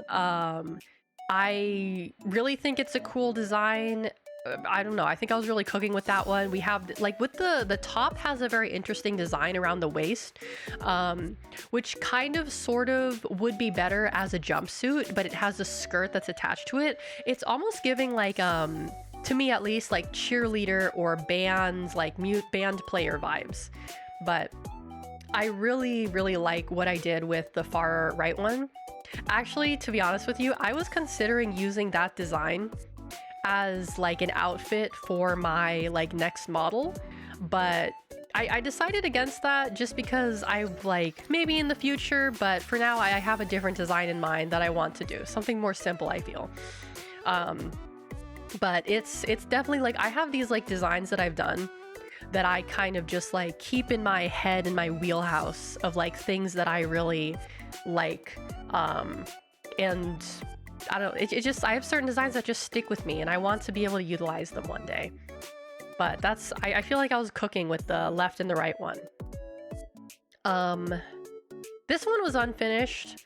Left one, I don't know, it's kind of weird. I feel like this is not like, it's definitely an outfit that would work more on someone with a specific body type, but we have a really big cropped coat on top, perhaps with shoulder pads. I think it would probably look better with shoulder pads. Then we have some really like loose pants at the bottom. This is probably an outfit that would work better on someone who is not like, you know, straight up and down. You definitely have to have a very small waist to make that one work. Whereas the one in the middle is kind of like, it's a little Star Trek-y, don't you think? Like the one in the middle with the waist thing and like the little cutout I have at the neck area. I don't know. There's like a little bit of sci-fi in there, I feel like. The one next to it is supposed to have a cowl neck and like kind of big puffy sleeves. I don't know how I feel about that, looking back at it. I don't know how I feel about that, but it's, I don't know, it's a look. it's a look for sure, I guess. But yeah, some of these are definitely better than others, but it's not really, this whole exercise wasn't really so much about whether it's good or not. It was more about whether just getting the ideas down. Like, oh, here's an idea. Let me put it down on paper and see if it works. Does it work? Okay, we'll do something else. You can see it in like a, oh yeah, like a Star Wars thing. Yeah, I see what you're saying. I see what you're saying. Yeah. Yeah, this one is probably like not my favorite, but I don't know, there's something interesting going on with at least one of them. Let's see. Oh, is this where we started? This is where we started. Okay, I gotta get the new images loaded up. Gotta get the new images loaded up. All right, so there we go. And add files. Let's see. I believe we stopped here. So it looks like it could only do like maybe 10 at a time. 1, 2, 3, 4, 5, 6, 7, 8, 9, 10, 11, 12. Okay, I don't know what the limit is for these ones. Some of these are really weird. Okay, we'll do these and hope that this will take all of them. Let's see. Okay, here we go. Alrighty. Why is it so weird? Hold on. Shrink this down a little bit. There we go. This is more like me once again doing more outfit designs to prepare for my project. I don't like the middle one at all. I really don't like the middle one very much, but the left one and the right one I really like, especially the right one. Like any kind of like sleeveless dress with these princess seams and pockets, mind you. Of course the dress has to have pockets. I adore it. And then this one is like a jumpsuit with the same, like, you know, my kind of design style to it. And we have more. This was again in preparation for my project. So these are all like, are these like my final, these were like before my final designs. These are like the ones I did to kind of show my teacher like, hey, these are like, this is my idea. This is the design aesthetic I'm going for. And the one in the third one is a clear rain jacket. I wanted to have a clear rain jacket. For some reason, she really didn't like these. I don't know. I think she thought they were too like, what did she say? She said some of them were too childish, which I don't really get because most of them are like quite short. I don't know where that came from, but all right. You know, we have this one is a jumpsuit with the pockets on the outside. This one is just a mini dress with the pockets on the inside. This one, I believe this was just like pants and a shirt with the clear raincoat over it. A lot of these designs you'll notice are very simple. And that is because my intention was to basically use a bright pattern or a bright color for the designs. The only one I can see being childish is the fourth. Yeah, like this one I could definitely see being a little bit childish. I absolutely agree. The fourth one probably is a little bit immature, but I feel like if you style it like correctly in a specific way, you could definitely make it seem more mature. Again, we have more designs. This was me experimenting with the jumpsuit on the left. Wasn't super crazy about it with the sash idea, but I really like a clean silhouette. A really clean, like A-line silhouette is something that I really, really enjoy. So I kind of wanted to keep that going throughout all of my designs, with the exception being like the pants and the top. But I really liked my croquis that I did for this one. Like, they're very simple. They're not even like what you'd actually see, but I just like, how do I say this? You have to do like being able to, how do I say this? Show form without actually showing like detail is something that you have to learn how to do. Like the one on the left with the legs crossed, you can definitely get a sense of where the weight is on this one. It's a little bit wonky, but you know, I was basically trying to like show form as much as possible without having to put in too much detail, because again, when you're doing these kinds of drawings like over and over and over again, you don't want to spend like more than 15 minutes, more than 10 minutes, I would say, on drawing the actual croquis itself. You have to get that done fast, and you have to get that done as simply as possible. This is where we kind of start to get into like the ones on over here on the right side. I could definitely see these as being a little bit childish, but I also feel like it's a little bit like Y2K in a way. Like I've definitely seen like people in high school wear these sort of like these little tops with like maybe oversized baggy jeans or something. But well, on the far left, once again, we have my skirt and my sweater combo. Really cute. Still really like that one. Jumpsuit again. Again, we have the dress. Still kind of in my experimenting phase with this one.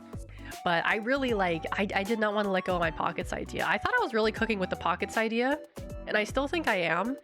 But the biggest issue I see with the pockets is that when you sit down, it would probably push the phone up out of the pocket. That is the big issue that I see with this type of pocket, unless the pants were high-waisted enough that sitting down would not affect the position of the phone. But that would again depend on your body type. So, you know. This one, okay. This one is actually not related to any of my work that I've done. This was just basically this idea that I had. I was browsing, what was I browsing? I was browsing like AliExpress one day for fabrics, because that's just what I did in my spare time. I would browse like AliExpress or like Taobao for different like interesting fabrics. And I found this really interesting it was, I believe it was like 3D printed or something. It was super expensive, but it was this 3D black mesh like fabric. And I thought that that was so very like unique and interesting that I was like, okay, this would be a good, like if you had a very simple dress, like this is what I'm talking about when I say that you could have like a very simple design, but also have it be very detailed at the same time. Because the dress itself is a very simple, like straight up and down, like not a crazy silhouette. It's just like a regular straight up and down dress. But you have this like really interesting, unique sort of patterned mesh over it that really brings the detail into the design. The construction does not need to be crazy. The construction is very, very simple. But because you have such like an interesting overlay fabric, it elevates the design and makes it look a lot more interesting. So that's like another way that you could sort of make a very simple design into something that's very like high fashion or high, like, you know, couture-esque, by putting a very interesting or custom fabric over it. But custom fabric is like fucking expensive, man. I used to really want to, when I was in high school, I really wanted to do like make prints for Lolita fabric. Like, because if you've ever looked at like prints that brands do, like Angelic Pretty or Baby the Stars Shine Bright, or even like Alice and the Pirates or Meta. They all have these very detailed border printed fabric, and I really wanted to do my own fabric designs for Lolita fashion, but getting fabric printed is so expensive. Like, I was looking at minimum $30 a yard, and to make like a skirt, I would probably need at least 3 yards, give or take, like 2.5, 3 yards. So that would be like $90 to make my own skirt, which granted for Lolita fashion is not that expensive. If you buy a skirt from a brand, that's going to cost you like $200 to $400 depending on like what brand you go to. So like for Lolita fashion, that's a bargain, but for me, that's still a lot of money. I was in like high school. I didn't have like $90 to spend on like fabrics. So I abandoned that dream very, very quickly. Also at the time, there wasn't really like that many places where you could do custom fabric printing. Like it was Spoonflower, and there was like one other one, but I don't remember what it was. I think now there's more options for like cheap fabric printing, but at the time there was not like a lot of options. You're very into this? I thought you said you lost your drive for fashion. I mean, looking at this, it's kind of like, I don't know, it's bringing me back. Like I can look at this from a technical perspective and see like what was good and what is not good. Like I wouldn't say I feel the passion coming back for me. I just like the technical aspect of it, you know? I was definitely more into like the technical aspect of it than I was like trends and stuff like that. Like trend forecasting eludes me. I never liked doing that shit. I just wanted to do like what I wanted to do. And that was one thing that my teacher told me. She's like, you need to like look more at the trends. You need to see what's current. You need to like pay more attention to what's happening now. And I'd just be like, yeah, but what if I did something different and people liked it? And also like, because for me, what I like doing is I like sewing. I like drawing flats. I like design. I like the technical aspect of it more so than like I don't like styling. I'm not a good stylist. I like sewing and actually designing things. Now we start to get into the final sort of presentation level stuff that I was doing. So these are, I believe this was what I did for my critique. Hold on, let me wipe my nose real fast.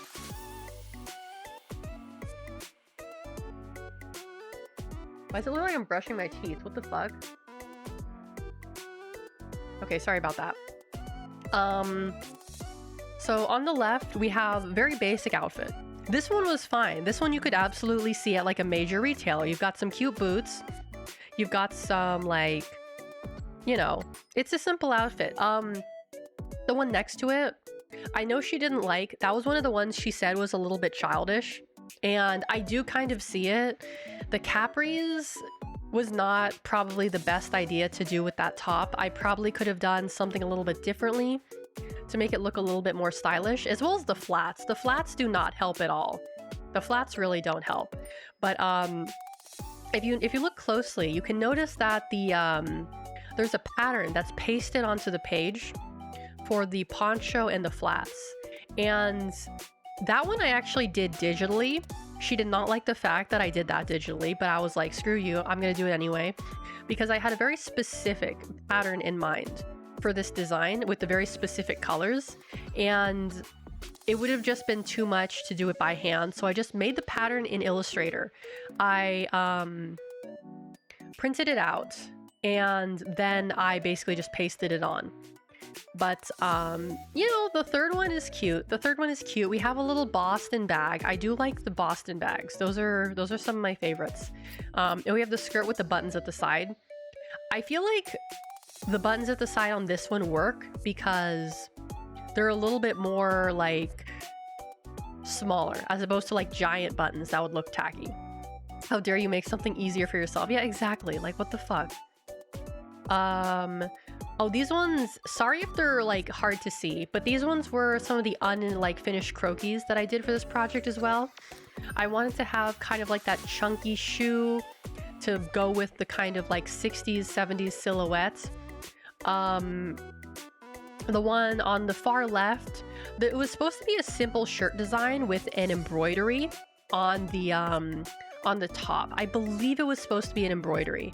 I still think that's a good idea, to have a very simple shirt with a nice detailed embroidery. I still like that one. But this was all done on Bristol paper, I believe.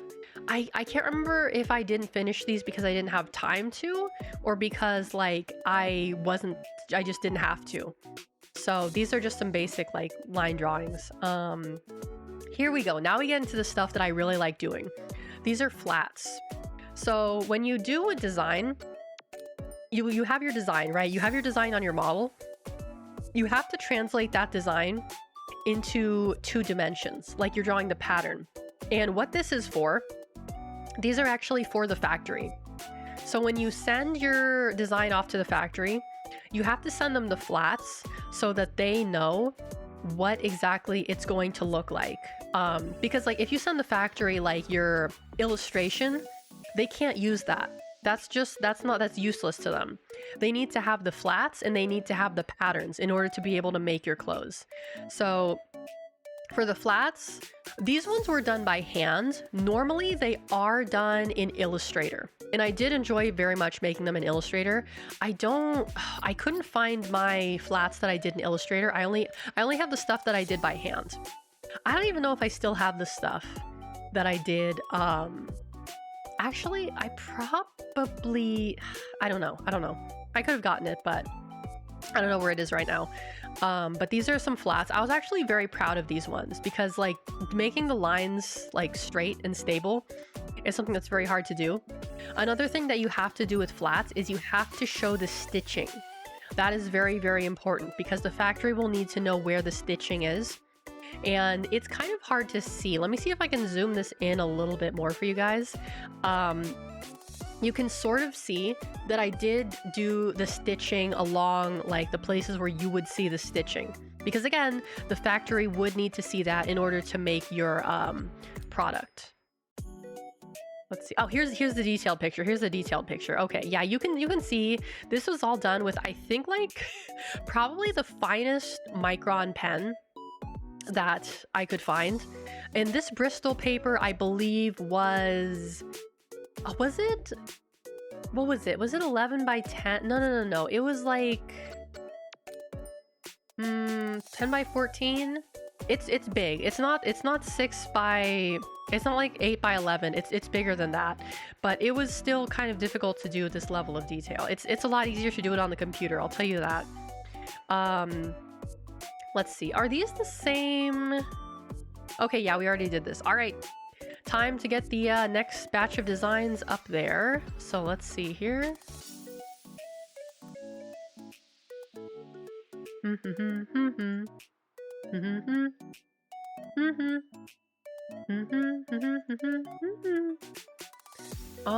I add the rest of these in there? No, I'll just add these ones, then I'll do the rest of them later. Okay. Alrighty, there we go. Alright, so this is more just general illustration practice. This is not like design stuff. This is more just like illustration practice because like you do have to know how to illustrate things like fabrics and like figures for your class. This was me drawing, like trying to get the jean dress, the famous jean dress that Britney wore. Basically, like when you do fashion illustration, you have to learn how to draw fabrics so that they look like what they're supposed to be.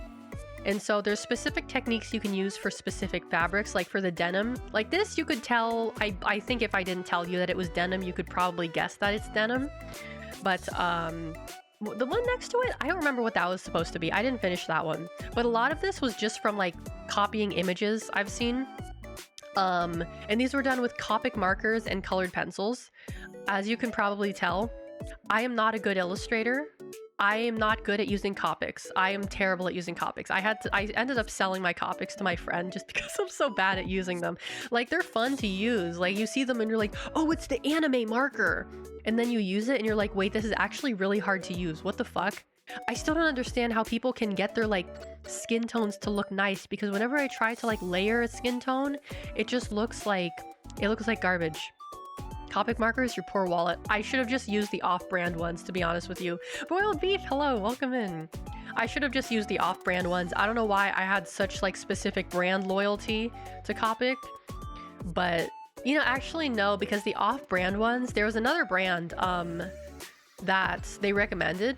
Those ones smelled super strong. The off-brand Copics, like they were like they're both alcohol markers, but the other one, I think it was Stadler or something.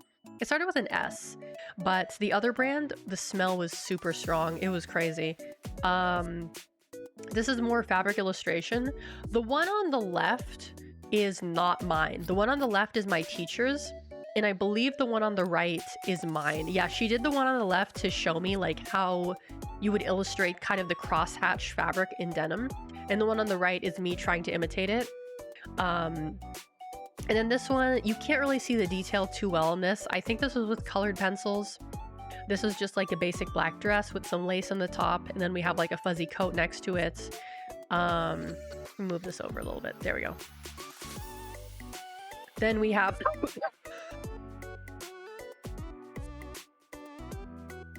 Excuse me. More flats. This one was just like the jumpsuit that I did. To give you an idea, you should show what it looks like when it's, you know, what it would look like, to show what it would look like if it was just flat on a table. That's the goal of the flats. You need to show the front and the back side with all the details.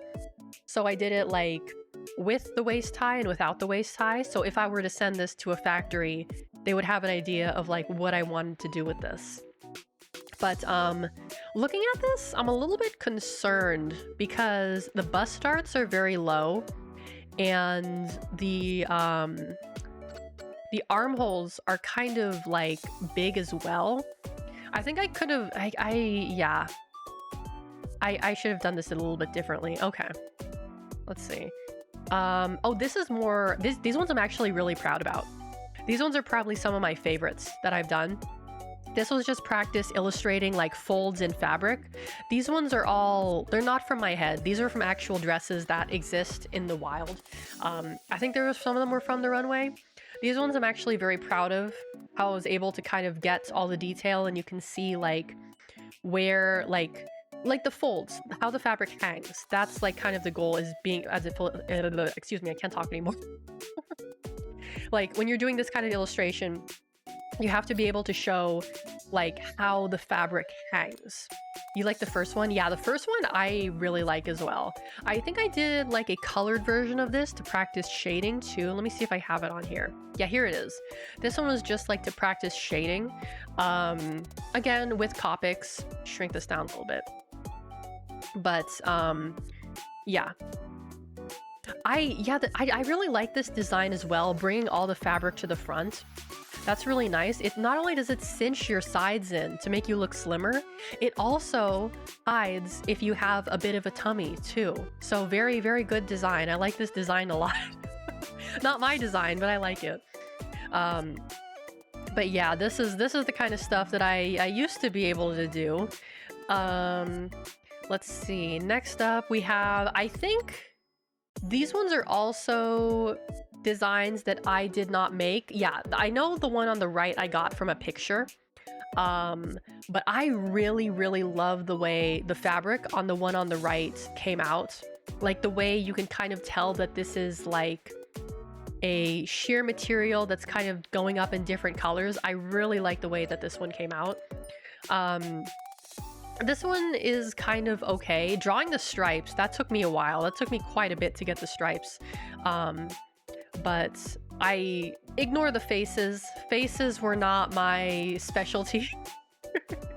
Even the skin is kind of like weird. You can tell there's all this like, I don't know if it was the paper I was using or it was the way I took the picture, but just the way the marker kind of like layered, I wasn't too happy with.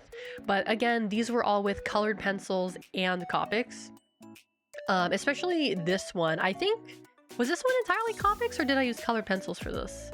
The right one. I don't remember. But I actually really like the way the one on the right came out. Like the way the colors look, the way the layering is.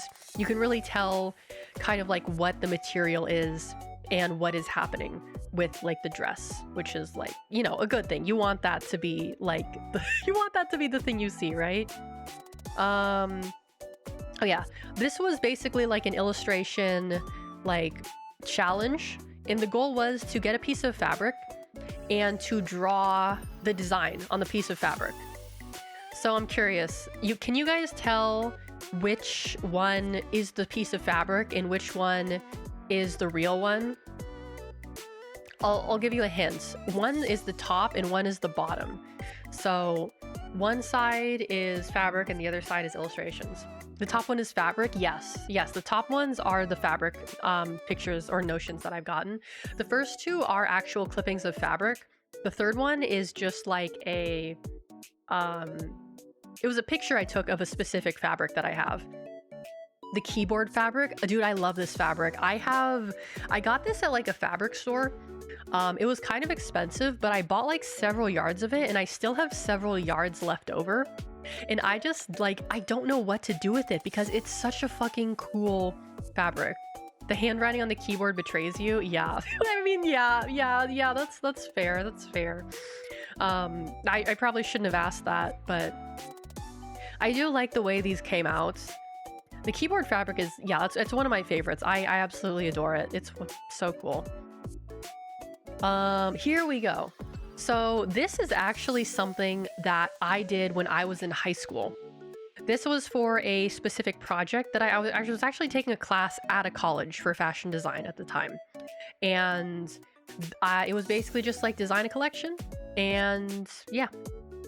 So as you can see, I was definitely going for like an office lady look for this one. I was very specifically going for like, you know, OL kind of look. The fabrics and the notions I picked were all very kind of like, we have silks, we have some houndstooth, we have some mesh, we have some kind of nice buttons as well. I believe we have a knit, and then some other just like fun fabrics as well. Mostly cottons. But oh, okay, no, I have to add the images again. Hold on a sec. Right, let's add the rest of them back in here. It was here. So these ones kind of bother me a little bit because like I feel like this stuff is actually slightly better than the stuff that I did in college. But this was basically just like a basic design course, like nothing too detailed. It was basically just like, can you design a collection? Like, we'll teach you how to do that. But as you can see, I definitely was going for kind of like the office lady aesthetic with a specific focus onto kind of like bees. That was my inspiration. My inspiration was bees, which you might have been able to tell by the red and the black color scheme. But for this one, I basically just did a little like pop out fabric or color as to what I wanted to do.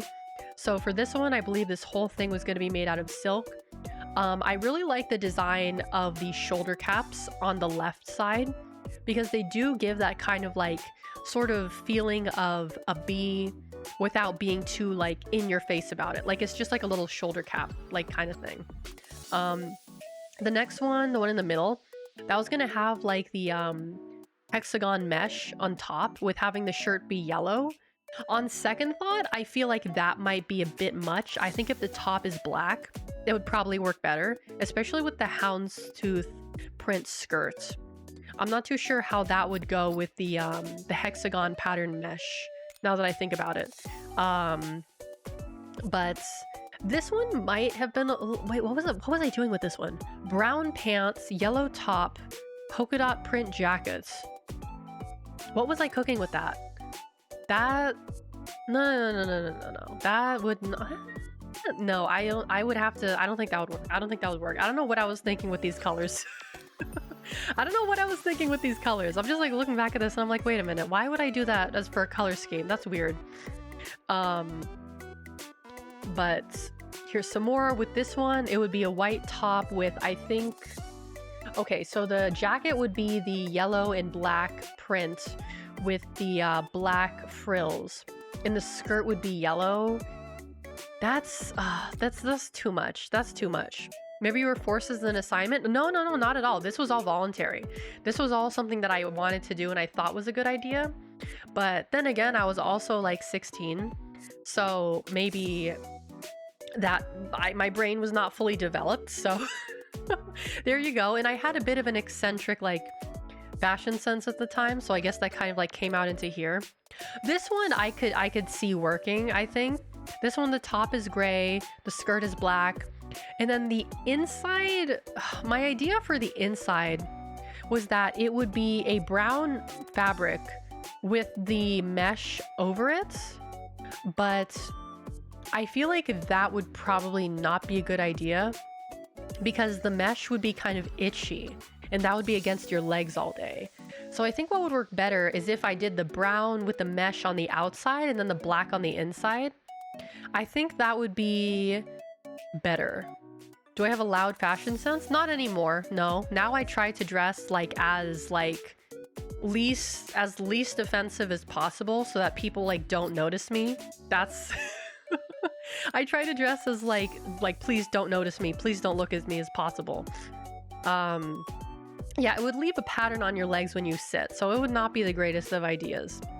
And then these were the flats that I was doing. These flats are very good. These flats are very good. I will say that this like program that I did in high school did prepare me quite well. Hold on. It prepared me quite well for going into school, because when I got into my fashion program, most of the people in there had never done any of this stuff before. And I was like, haha, I'm so more much experienced than you guys. Haha, I'm gonna get the best grade because I know how to do all this crap. Because there's this like one girl in my class, and like she was, not to be rude, but she was like at the bottom of the class because she couldn't draw, she couldn't sew, and she still had it in her head that she wanted to be in fashion design. I'm not sure. It's interesting sometimes how it's like you have people who've never drawn before in their life and they're like, I'm gonna go to art school, and it's like, and you've never done any kind of art before, and they're like, nope. And it's like, well then how do you know you want to go to art school? It's like, oh, because like I want to learn how to draw. And it's like, you don't have to go to art school to learn how to draw. Like if you don't have, I will say that if you want to be an artist, you do need to have a sense of self. Like you need to be able to learn things on your own. You need to be able to teach yourself things. If you just sit on your ass and go like, I want to learn how to draw, and then you never actually try drawing, you're never going to get anywhere. You're never going to get anywhere. And I feel like there are definitely a few people like that, like who are just kind of like went to school because they're like, oh yeah, like I can learn how to be an artist only if I go to art school. And it's like, that's not how it works. Because a lot of people like who do go to school, they've had prior experience in drawing. They've taken classes before. They've been, received awards for things. There's a different, yeah, there's a distinct difference between learning to draw and art school. Exactly. And I would say like, I had a bad time at art school, so I really can't recommend personally that people follow the same route that I went to and go to art school. Because, and I think one of my problem is that I was so, okay, sorry, my arm is glitching out. I was not used to doing things for other people. And at art school, you're not drawing for yourself. You're drawing for the teachers. You're drawing for approval. You're drawing to get the grade. And that really fucked me over. And I cannot even draw for myself anymore because I just was so brainwashed into having the mindset of I need to do this for the approval of other people and only for the approval of other people. And it's hard to get out of that mindset. How did that girl fare at that school as a whole? Was she only at the bottom in the first year? Oh no, she was at the bottom the whole time. I didn't even know if she graduated, to be honest with you. She might have dropped out just like me. I don't know a single former art student that recommends art school. Yeah, I feel like if I were to ask some of my friends who also went to art school, they'd probably say like, yeah, it wasn't really that worth it for me. Because most of them, as far as I'm aware, they do work in illustration, the people that I met. But a lot of the stuff that they're doing now is stuff that they probably could have done without, having gone to art school. Because, I mean, like I said before, the things that you really get from going to art school is connections and, recommendations from like people. Those are like the only two things. Like if it's really worth it to you to spend like how many thousands of dollars a year to get like recommendations or approval, or like, you know, like I don't know. It just wasn't, I don't know if it was really worth it for me, to be honest with you. All 3 VTubers that I know went to art school don't recommend it really. Yeah. That's the difference between Ivy League lawyers and regular ones, just connections. Exactly. Like I feel like, you know that image of the 2 guys sitting on the bus?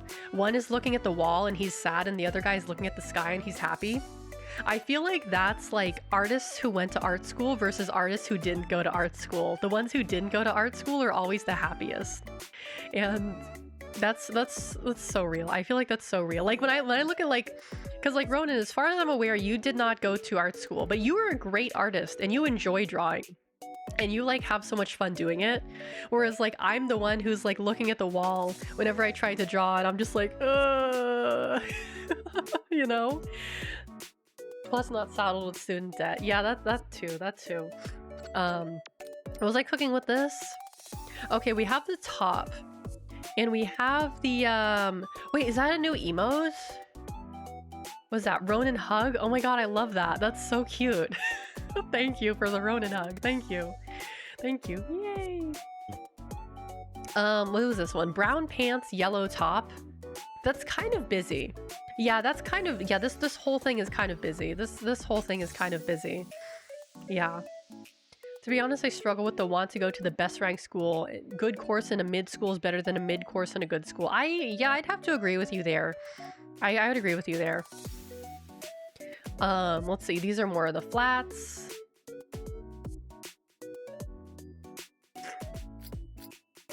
Because like the school I'm going to right now is kind of like, it's been called a degree mill, to be honest with you. It's a, like, I'll just straight up, it's a degree mill school. But I don't fucking care because I need to get my degree.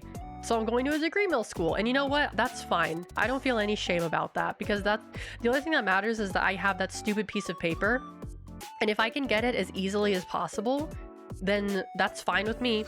That's fine with me. I don't need a fucking degree from Harvard or from Stanford or whatever the fuck. I just need it from whatever school I can get it from. At this point, it doesn't matter to me at all. Hold on, I need some water.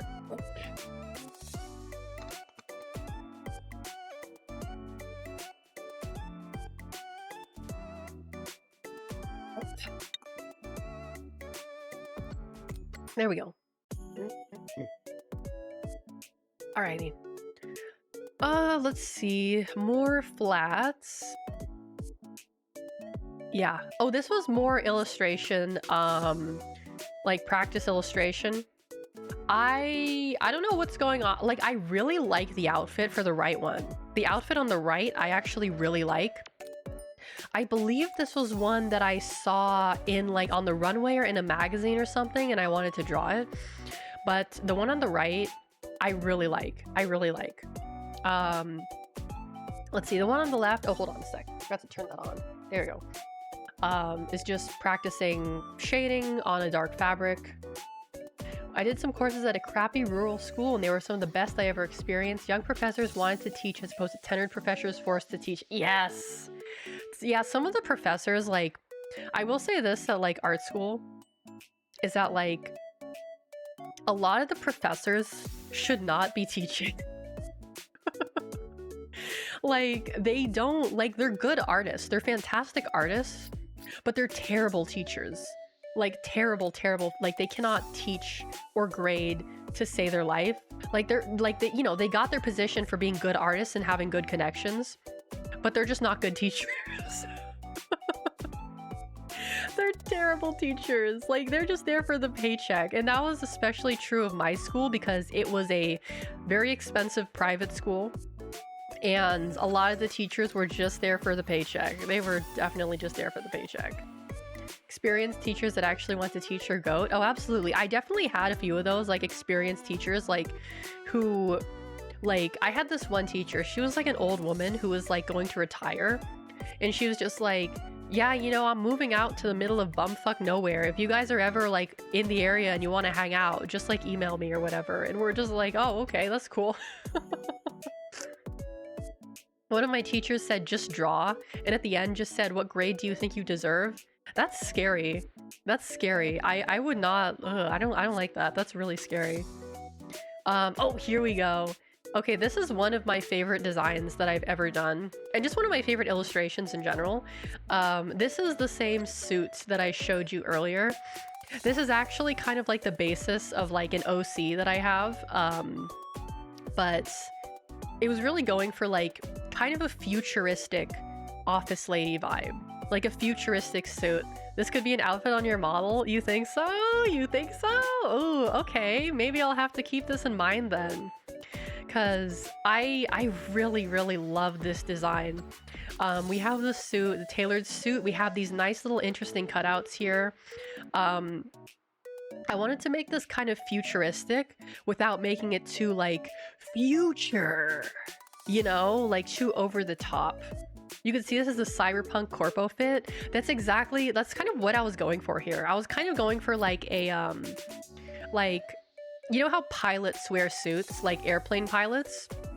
I was kind of thinking like, okay, what if we have like a suit, but it's kind of like it's futuristic, I guess. I don't know. This is one of my favorites. I really do love this one. Let me zoom in a little bit to give you guys some more detail.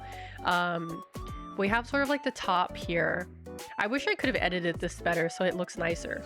But then we just have some like shoes at the bottom.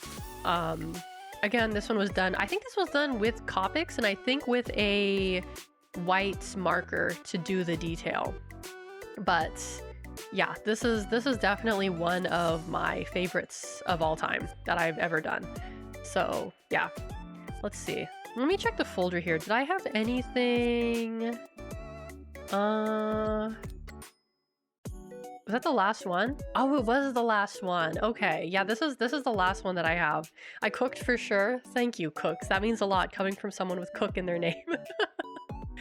Oh, but yeah, it was because the only other stuff I have, I think, is too easily, like, I would be too able to easily identify it, or it's on the computer and I forgot to take it off the computer.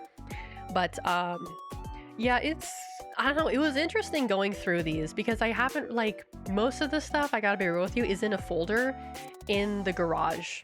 All the stuff that I did in art school is just in like a folder in the garage that I haven't like touched in years. So it was definitely an interesting experience going back and like looking at these and seeing how I feel about them. So I feel better than I expected to feel, because when I was like getting this set up, I was like, oh boy, I have to relive all these memories of all these like things that I did, and I was like at a bad time in my life. But all things considered, I feel like I don't feel so bad about it. I feel actually pretty okay about it. But yeah, what do I have? Do I have anything else that I want to show you guys? Let me check here. Do I have anything else of interest? Nothing. Nope, that's pretty much it. Glad you feel comfortable enough to share. It's really nice to see. Yeah, and I you know, I actually feel better after sharing it too. I wasn't really sure how this stream was gonna go, or if there were any people who were gonna be interested in it, but you know, I was expecting myself to like look at this stuff and feel bad about it, like, oh, this is what I used to be able to do and now I can't do anything. But all things considered, I don't feel like that bad about it. I'm like looking at these and I'm like, you know what? I am glad that I at least was able to do this, that I, you know, at least I had a good time doing some of these, and that I at least have something to show for it, right? Like, I at least have something to show for like the time I spent, even if it was like an unhappy time. Like, at least I have like something I could show for it. It's not something I could do anything with, because like I'm not an artist anymore. I don't really have like anything I could do with a portfolio. I don't have any use for it. But I think it's definitely worth hanging on to, because I mean, it probably will hang on to it, because I'm pretty sure like I think there's like a hoarder gene in my family. Like, not like a severe hoarder gene, like there's no room on the floor, there's garbage everywhere.